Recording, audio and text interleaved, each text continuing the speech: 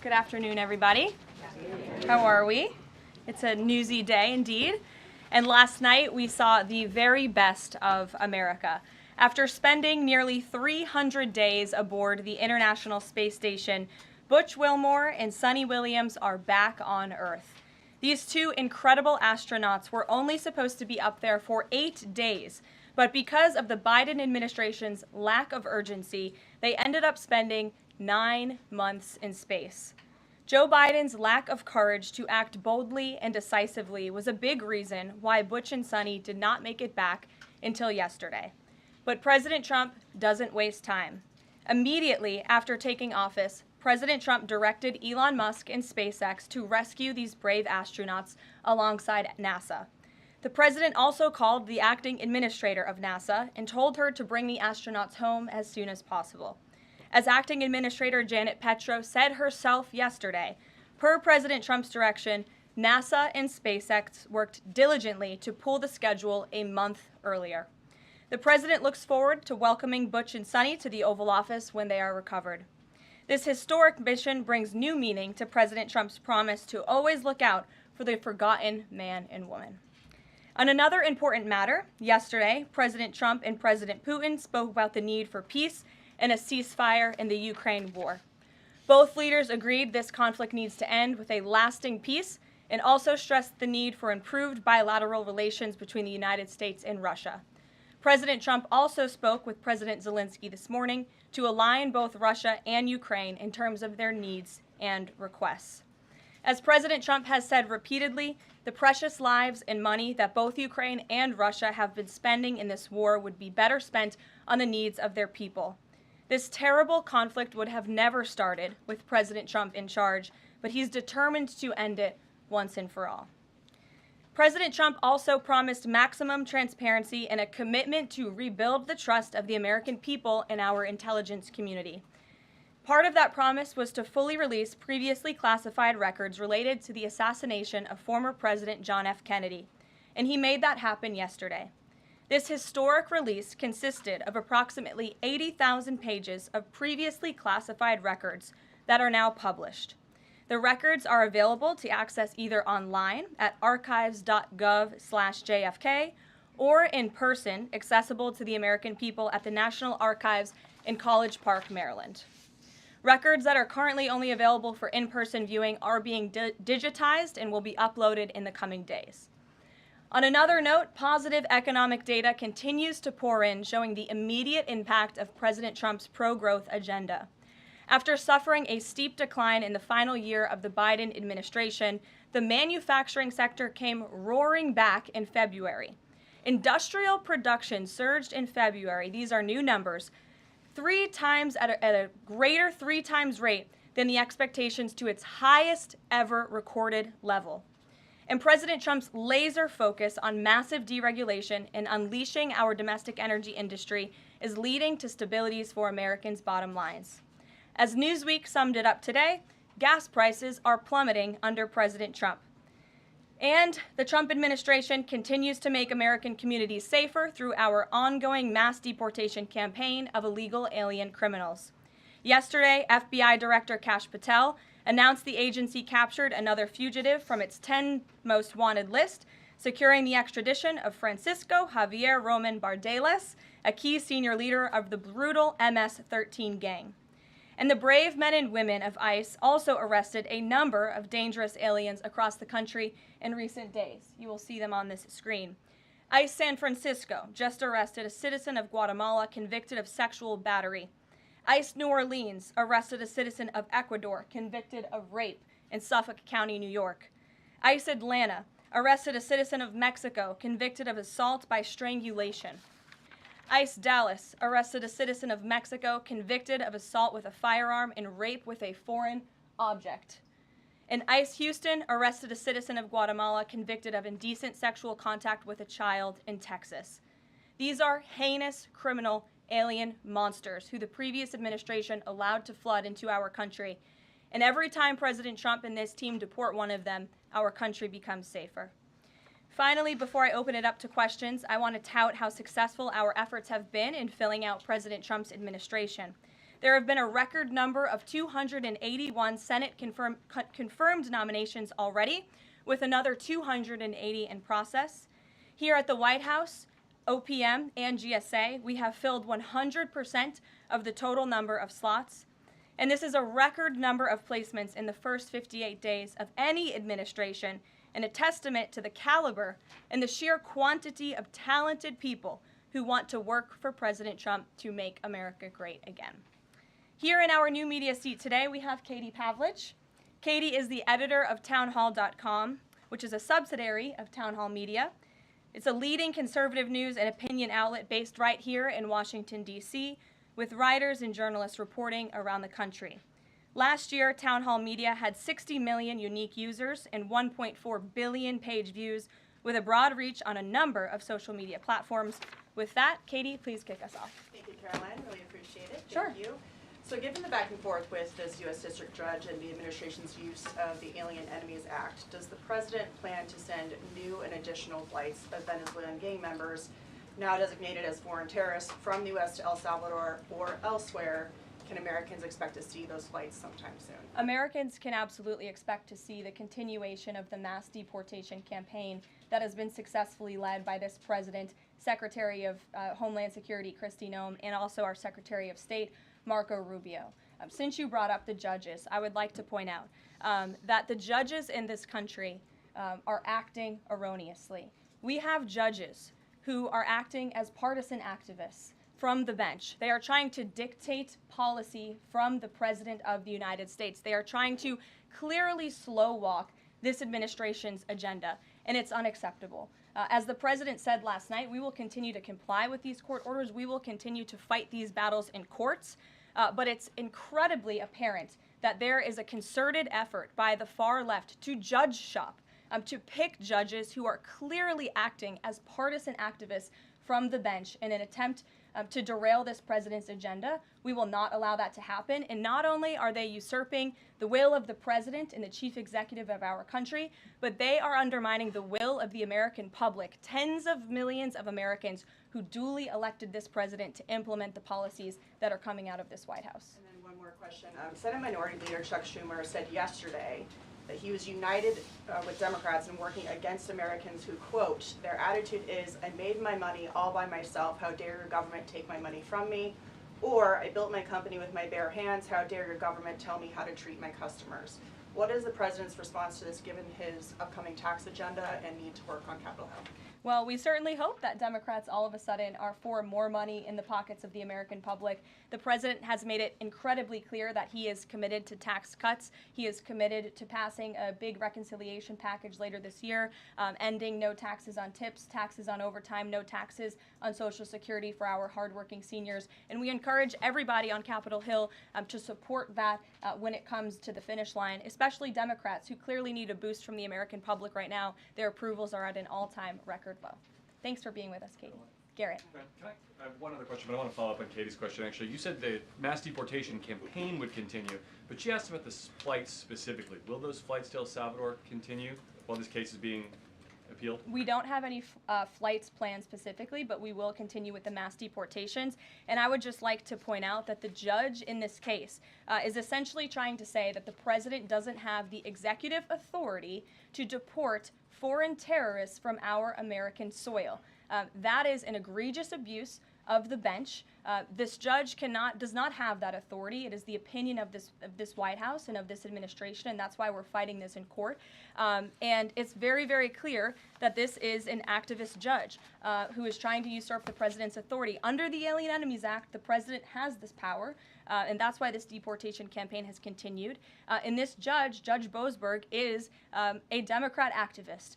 He was appointed by Barack Obama. His wife has donated more than $10,000 to Democrats, and he has consistently shown his disdain for this president and his policies, and it's unacceptable. You took me right where I wanted to go about the idea that these people are all foreign terrorists, but Judge Boasberg was originally appointed by George W. Bush and then elevated by Barack Obama. I just feel like I should clear that up. Well, let me just say something to that effect, Garrett.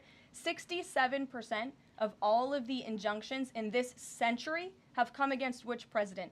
Donald J. Trump. Let me say that again. 60% of the injunctions by partisan activists in the judicial branch have come against President Donald Trump, and 92% of those have been from Democrat-appointed judges. This is a clear, concerted effort by leftists who don't like this president and are trying to impose or slow down his agenda.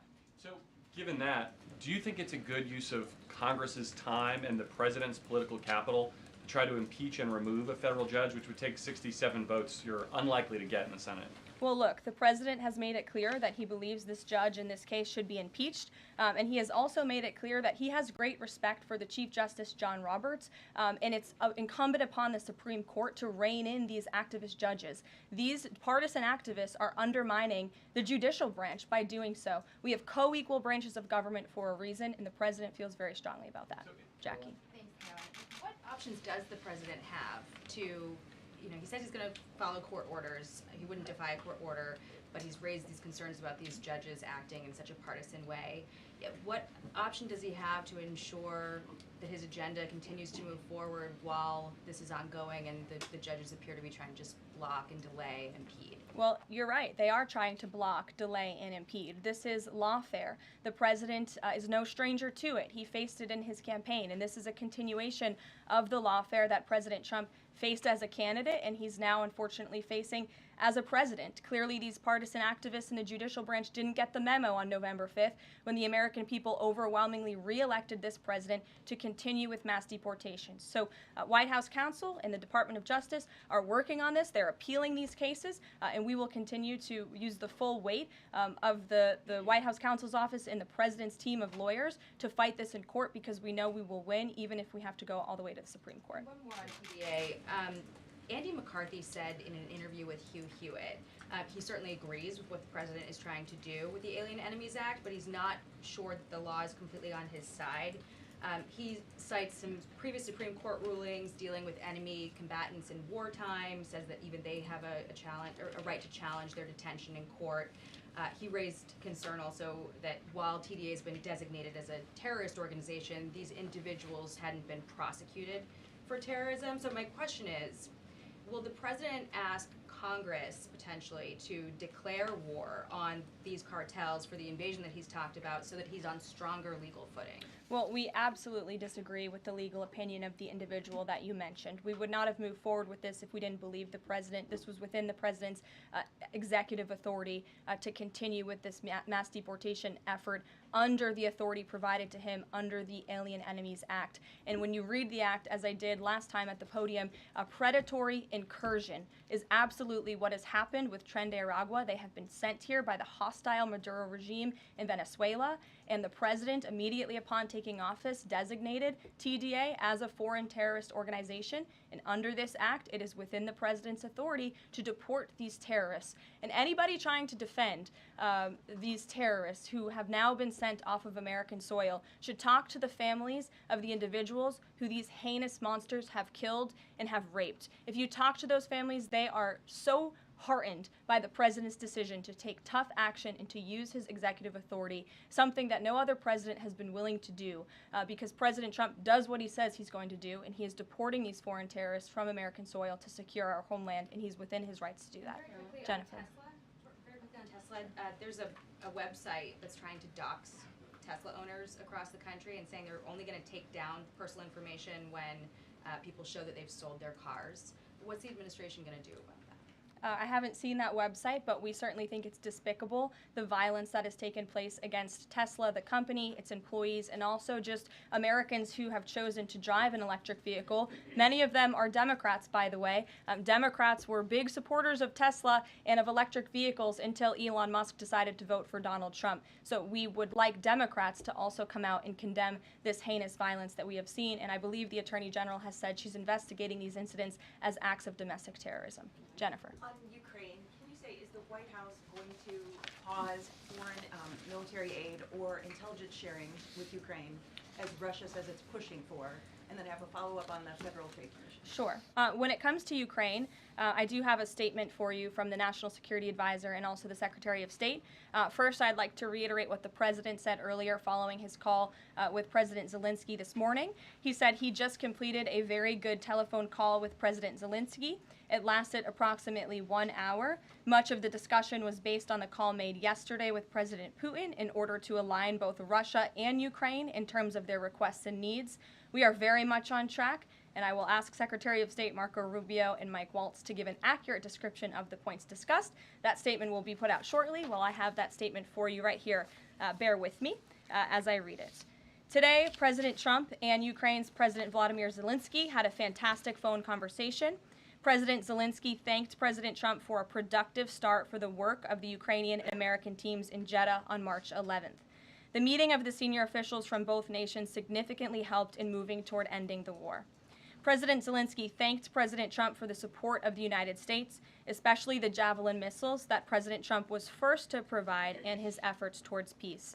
The leaders agreed Ukraine and America will continue working together to bring about a real end to the war, and that lasting peace under President Trump's leadership can be achieved. President Trump fully briefed President Zelensky on his conversation with Putin and the key issues discussed. They reviewed the situation in Kursk and agreed to share information closely between their defense staffs as the battlefield situation evolved. President Zelensky asked for additional air defense systems to protect his civilians, particularly Patriot missile systems, and President Trump agreed to work with him to find what was available, particularly in Europe. The two leaders also agreed on a partial ceasefire against energy. Technical teams will meet in Saudi Arabia in the coming days to discuss broadening the ceasefire to the Black Sea on the way to a full ceasefire. They agreed this could be the first step toward the full end of the war and ensuring security. President Zelensky was grateful for the president's leadership in this effort and reiterated his willingness to adopt a full ceasefire. President Trump also discussed Ukraine's electrical supply and nuclear power plants. He said that the United States could be very helpful in running those plants with its electricity and utility expertise. American ownership of those plants would be the best protection for that infrastructure and support for Ukrainian energy infrastructure. President Zelensky also thanked President Trump for continuing to push humanitarian concerns, including the exchange of prisoners of war. He noted they had just had a successful exchange and thanked the president for his leadership on that. President Trump also asked President Zelensky about the children who had gone missing from Ukraine during the war, including the ones that had been abducted, and President Trump promised to work closely with both parties to help make sure those children were returned home. They agreed all parties must continue the effort to make a ceasefire work. The presidents noted the positive work of their advisors and representatives, especially Secretary Rubio, National Security Advisor Mike Waltz, Special Envoy Kellogg, and others. The presidents instructed their teams to move ahead with the technical issues related to implementing and broadening the partial ceasefire. The presidents instructed their advisors and representatives to carry out this work as quickly as possible. The presidents emphasized that in further meetings, the teams can agree on all necessary aspects of advancing toward lasting peace and security.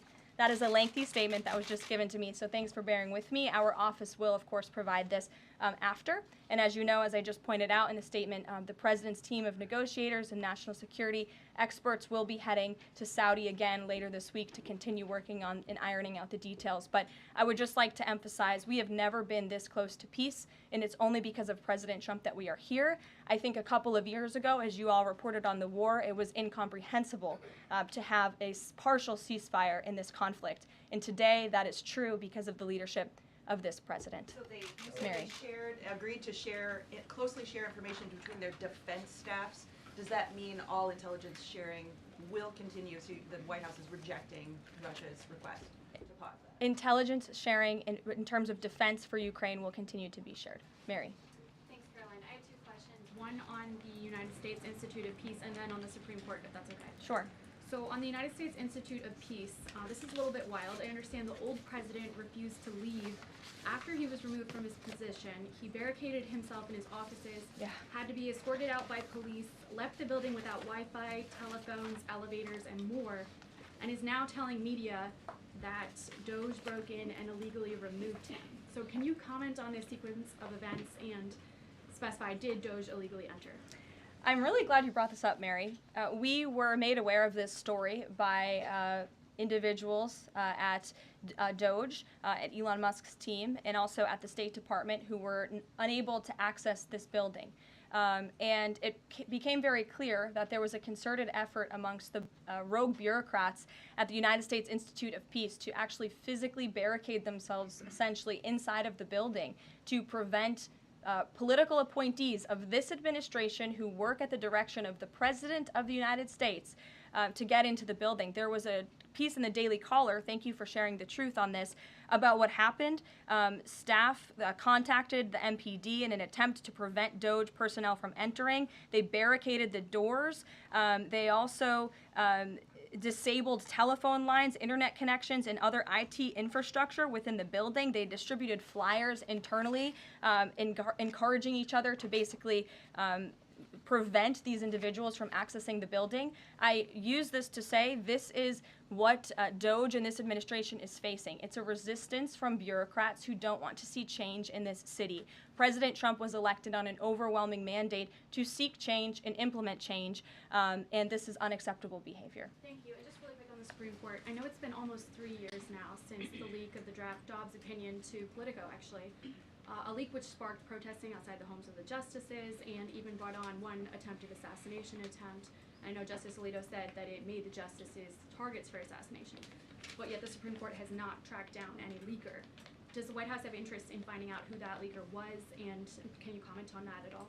I know generally speaking the president has an interest in finding leakers and he believes it's unacceptable, and it's the position of this administration. You've seen the Secretary of Homeland Security has taken tough action at her agency. Leaking is unacceptable to this president and to the leaders across the board in this cabinet, especially when it puts people in harm's way. Sure. Thank you, Caroline. A mom whose daughter was forced to change in a locker room with a biological male at school filed a complaint with the DOJ. How will the Trump DOJ deal with violations of President Trump's orders protecting women and girls like this? I would defer you to the Department of Justice on that specific case, but the president has made it incredibly clear that it is the policy of this administration that there are only two genders, male and female, only two sexes rather, male and female, and that we are not going to tolerate such behavior by men pretending to be women. The president will continue to strongly stand for the rights of women and girls, not just in sports and on athletic fields, but also in private spaces like locker rooms and bathrooms. Sure. Go ahead. Thank you. On the FTC, two quick questions. Can you explain the president's thinking in his decision to fire the two Democratic commissioners, especially given that Mark Meadow is on track to be confirmed next week and there would be a Republican majority? My biggest question is why now? Sure, because the time was right to let these people go, and the president absolutely has the authority to do it, and they were given ample notice in a letter that I believe your outlet reported on, so it pretty much explains exactly why this administration chose to let those individuals go. Is the ultimate goal to get this to the Supreme Court to try to overturn the 1935 precedent? The goal was to let these individuals go. If we have to fight it all the way to the Supreme Court, we certainly will. Rachel. Back to those deportation flights to El Salvador, can the administration provide any more details on how authorities determined that each of those men were in fact members of a gang? And if the White House can publish images, photos, videos of those men, why can't the administration just release basic information like their identities and names? We are not going to reveal operational details about a counterterrorism operation, but what I can assure you, as I said on Monday, we have the highest degree of confidence in our ICE agents and our Customs and Border Patrol agents who have committed their lives to targeting illegal criminals in our country, particularly foreign terrorists, and they had great evidence and indication. They have the highest degree of professionalism, and they were 100% confident in the individuals that were sent home on these flights and in the president's executive authority to do Just that. to follow up, I know in the last briefing you cited privacy concerns as a reason why the administration may not be able to reveal the identities. What exactly are the privacy rights of immigrants who were deported that the administration says were dangerous enough to be sent to El Salvador and sit in a prison? Again, as I just said, we're not going to reveal the operational details of a counterterrorism operation for quite obvious reasons. We're trying to combat terrorism here in the United States of America. Jeff. I could ask something else about the phone call yesterday. There was a couple different readouts from the Kremlin and the U.S. on a couple different points. One was energy and infrastructure. The U.S. statement said energy and infrastructure. The Kremlin said energy infrastructure. What is your understanding of what the actual substance of that disagreement was? Then I have one other question on that. I would defer you to the readout that was provided by the White House. That's our understanding, and that's the truth. And if I could ask a question about the judge as well. How does a president define a bad judge? Is it just someone who disagrees with him? And is that a dangerous precedent in this case, because this is a temporary ruling from Judge Boasberg that he could ultimately rule in your favor? Is he setting up a standard here for calling for the impeachment of a judge who may ultimately rule on your side. No, it has nothing to do with disagreeing with the president on policy. It's with disagreeing with the Constitution and the law. And it's trying to usurp the authority of the executive branch of this country. It's having baseless reasoning for these injunctions. And it's a clear effort by these judges to slow roll this president's agenda. And if you just look at the injunctions that this president has faced, deporting foreign terrorists from our homeland, hiring and firing of executive branch employees, which when the president is the executive of the executive branch. You also see an injunction by a partisan activist judge when it comes to the Secretary of Defense trying to determine the readiness of our troops and the qualifications of our troops in our armed forces. Does a single district court judge really have more authority over the Commander-in-Chief and the Secretary of Defense to determine who should serve in our United States Armed Forces? Absolutely not. Anyone who has taken a basic civics lesson can understand that, and it's ridiculous lawfare that we are witnessing. The president said he supports. I'm sorry. The president said he respects the Chief Justice here. Mm-hmm. Does he respect him specifically on this case and this opinion, or respects him overall? And has he spoken to any other Supreme Court justice? The president respects Chief Justice Roberts overall. He just expressed that to me in the Oval Office, but it's also quite clear that the Supreme Court needs to rein in these judges who are acting as partisan activists, and they are undermining the judicial branch, and it's a dereliction of duty on their behalf. Deanna, go ahead. Thank you so much, Caroline. On the call with Zelensky, did they discuss the minerals deal at all? Is that back on the table, and what do the Ukrainians have to do to get that back on the table? And then one on the Russia call as well. Again, I just provided a very lengthy readout of the call that was provided by the Secretary of State and the National Security Advisor. And now we have moved beyond the economic minerals deal. We are at a place of peace. We're at a partial ceasefire, and we're moving towards a full ceasefire and a long-standing peace in this conflict. And that's great news for the American public. The Kremlin readout mentioned that Trump and Putin spoke about potential U.S.-Russia hockey games. And the Kremlin readout also said that Russia wanted the U.S. to stop U.S. intelligence and U.S. funding to Ukraine. The president has said that that conversation did not happen. Just wondering if you can get us any more clarity on that. And also, again, if it's energy infrastructure or if it's energy and infrastructure, because I think there is a big difference between that. Again, as for the readouts of the call, I would defer you to ours. And when it comes to the topic of hockey, it did come up. However, we're more interested in securing a peace deal than scheduling hockey games right now. Sean. Hey, about the deportation flight. So was it the president himself who directed the planes to stay in the air after the judge ordered them to turn back?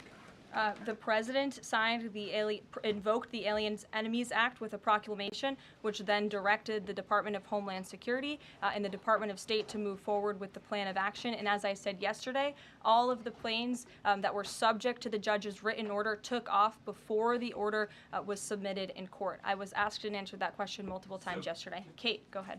Is the president still considering pressuring Russia with sanctions or tariffs to try to get a full ceasefire? And is there any kind of deadline or timeline that the White House has in mind for when that pressure might ramp up? Again, the president had a nearly 2-hour-long call with President Putin yesterday. We provided a readout of that call, and we have his negotiating team heading to the Middle East this week to continue these discussions in regards to sanctions and any other details. I'm not going to give a readout of those from this podium. And on TikTok, is Oracle the leading contender for a deal? And would the U.S. back a deal that keeps TikTok's algorithm and the underlying technology still in Chinese hands? As President Trump does so well, we don't get ahead of ourselves when we are in the midst of the art of the deal. So when the president and this team are ready to announce a deal on TikTok, which is a high priority for the president, we will make that known. I've seen that reporting, but I'm not going to comment on it just yet. Sure, go ahead.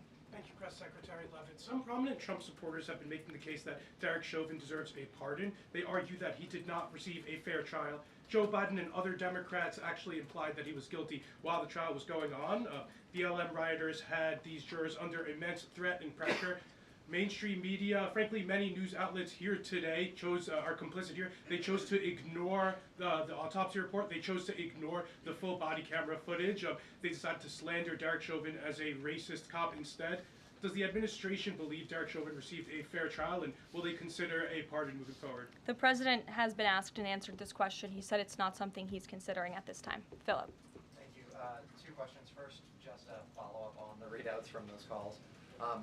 When it comes to the discrepancies between the U.S. and Russian readout of that call between President Trump and Putin, is it the president's assessment that something is getting lost in translation, or does he believe that the Russians are trying to play games here? Nope, the president believes in his team that put the readout out, and he also put his own out on Truth Social. We've been incredibly transparent about all of the president's calls with foreign leaders, and again, I would defer you to the readout. And then following up Michael. on Thank you, Karoline. White House said yesterday that gas prices across the U.S. have fallen for the fourth straight week. 34 states now seeing gas under $3 a gallon. This limited ceasefire with Ukraine regarding oil refineries, energy, will that affect gas prices here in the U.S.?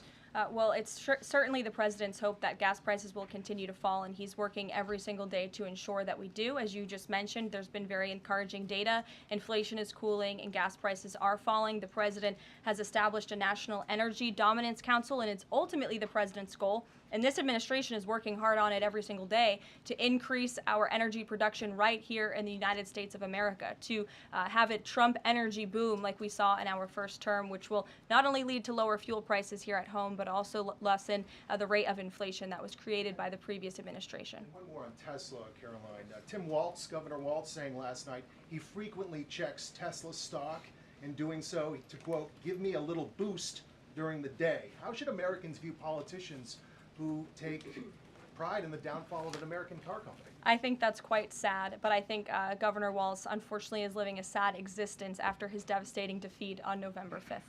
Reagan, go ahead. Thank you, Caroline. Across the country, Tesla cars are being lit on fire, dealerships are being shot up, Molotov cocktails are being used. There was a website posted yesterday that shared the addresses of private Tesla owners and reportedly had Kash Patel's information on it. AG Bondi has called this acts of domestic terrorism. Does the White House have any indication that this is some sort of coordinated movement or that it's being funded by some outside group? And do you know if the investigation by the DOJ is being investigated as incidents of organized terror? I believe the Attorney General has made her comments clear on that. She is investigating these events as acts of domestic terrorism, and we fully condemn them. And as I said earlier to Jackie's question, we think it's despicable what is happening to not just this American company, but also their innocent employees. And again, innocent Americans who drive these vehicles. And we condemn it wholeheartedly. Sure. More than 24,000 workers at 18 agencies are in the process of being reinstated. What is your message to these workers, and can you assure them they won't be fired again as the administration directs agencies to do more layoffs? Well, the administration is complying with the court's order. Again, as I have spoken about repeatedly, we think it's despicable that we have judges acting as judicial activists, partisan activists, trying to dictate who the President of the United States, the executive of the executive branch, can hire and fire. We have never seen anything like this. We are fighting this in court, and we will continue to fight it all the way to the Supreme Court if we have to. And as for federal employees, it's been the very common sense position of this president and the administration that bureaucrats here in Washington, D.C. need to show up to the office just like the rest of America. Middle-class Americans, from doctors to business owners to teachers to law enforcement officers, have to show up to their offices every single day. And the president has made it a clear priority that people in this city have to do the same. And we are also continue to be committed to reducing the scale of our workforce and to reducing the size of our federal bureaucracy here in Washington, D.C. to save taxpayers' money. Annie, go ahead. Thanks so much. In the statement that you read, you referenced the president's interest in helping return Ukrainian children to their parents, to their families. There's an organization that provides intel and information about those children that their aid has been cut. It's a Yale University program that used foreign aid. And I'm curious if, as part of this new thinking with Ukraine, that aid might be unfrozen. I have no updates about that or that specific program at this time. Karen. Thanks, Caroline. Just to follow up on your answer to the question on the minerals deal, you said that the White House has moved beyond the minerals deal. What does that mean? Is that no longer on Nope. the table? Nope, it means the minerals deal was that first set of framework that you all saw in that very public meeting with President Zelensky and President Trump in the Oval Office. We are now focused on a long-term peace agreement. As you know, on that deal, or that meeting between President Zelensky and President Trump, the Ukrainian president at the time wasn't talking about a greater peace deal. We are now at that place where we are talking about that. So we've moved beyond just the economic minerals deal framework, and we're looking at a lasting ceasefire. Right now we're at a partial ceasefire, but again, the president is sending his highly skilled, intelligent, and experienced team to Saudi Arabia later this week to continue fighting for peace in this conflict. And I would just reiterate one more time, we have never been closer to peace than we are today. Thank you very much, everybody. We'll see you later. Caroline, you got a question?